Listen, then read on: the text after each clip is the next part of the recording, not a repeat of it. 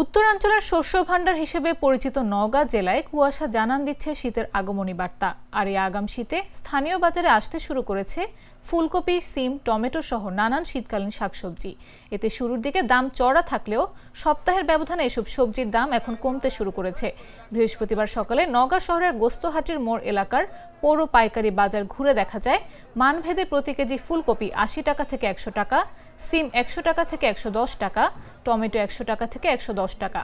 একদিকে ন্যায্য মূল্য পেয়ে খুশি কৃষকরা, অন্যদিকে দ্রব্যমূল্যের ঊর্ধ্বগতির বাজারে কিছুটা কম দামে শাকসবজি কিনতে পেরে স্বস্তি প্রকাশ করেছেন ক্রেতারাও।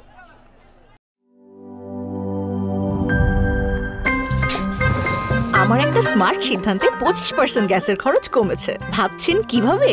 সাধারণ গ্যাস স্টোভ বদলে আমি এনেছি আরএফএল গ্যাস স্টোভ। এর সাইন্টিফিক নজল ও ব্রাস বার্নার ক্যাপ সমানভাবে তাপ ছড়িয়ে রান্না করে দ্রুত, তাই গ্যাসও বাঁচায় 25%, টাকাও বাঁচে 25%। আরএফএল গ্যাস স্টোভ নিরাপদ ও গ্যাস সাশ্রয়ী।